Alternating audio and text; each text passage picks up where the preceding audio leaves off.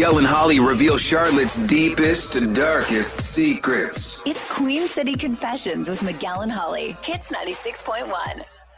If you want to get your confession in, and, obviously we keep it anonymous, you text the word hits along with your confession and send it to 96893.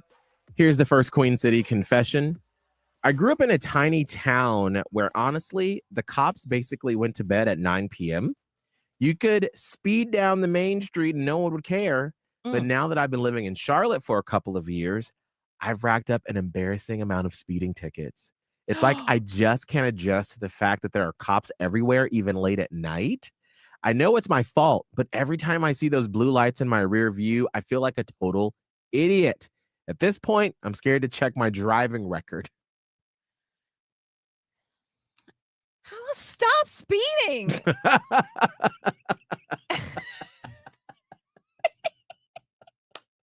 But Holly, if they got a lead foot, they got a lead foot. Or I guess just keep paying bills that you really don't need to pay. It's your choice. You're like, well, I can't help it. I love speed. What are you, Ricky Bobby? Like no, just you could learn to drive better.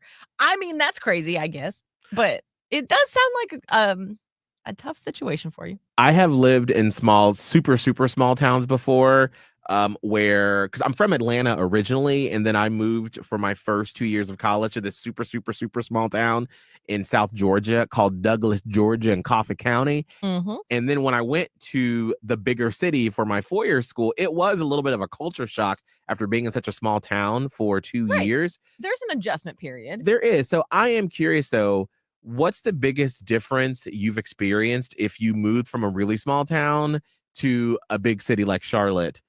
What was the biggest difference you've experienced, like this confessor?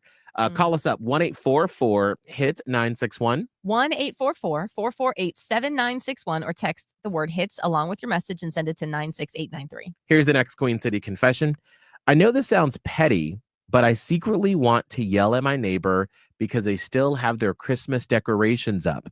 Normally, I wouldn't care, but these aren't just any decorations. These are the over-the-top, blinking, inflatable monstrosities that play music on a loop. Every time I leave the house or come home, I'm greeted by this nightmare, and it's driving me insane. Ooh, what do you do about that? Can you ask your neighbor, hey, is it time? Right. Well, or do you need any help? Right. Did you need some help taking down your decoration? Actually, the guy that mows my lawn texted me last weekend. It was like, hey, is your stuff going to be down by Wednesday? And I was like, yes. I'm sorry. Yep. So I hustled and got it down. Maybe they need like a little gentle reminder. Yeah, because yes, I do agree. Like, because I was going to be like, okay, it's, just give him a few days. But if it is all that, it might be time. Here's the last Queen City confession. This weekend, I almost punched my new boyfriend. He tickled me. It was totally innocent, and he was just being playful. But I froze, and all I could think about was my ex.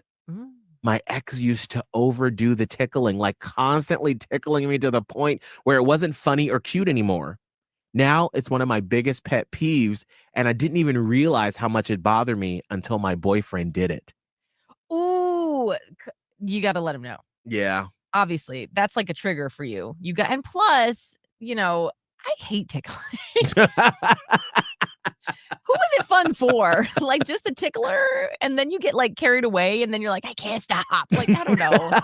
It is kind of creepy sometimes when you think about it. When they're like, no, like, what are you doing? What do you think that's? Anyway, yeah, I would absolutely just let your boyfriend know, hey, I appreciate you, but let's redirect that energy into something else because I can't be doing all that. He will not want to be like your ex. No, absolutely. And I think he will probably, hopefully, if he's a good guy, he will be responsive to it. Yeah. But I am curious, though, what pet peeve did you get from an ex? Because something they did or something they listened to, but it's like you cannot listen or watch or experience tickling or whatever that is because of an ex. Yeah, I think there's a lot. I have to type the word, like when I say okay in a text to my fiance, I have to write okay. If I write the word okay, he's like, please don't. That reminds me of my ex-wife. Oh, see, but we all have those pet peeves now Yeah. from an ex. So what is it from yours? Call us up 1-844-HIT-961. 1-844-448-7961, or you can text the word HITS and your message to 96893.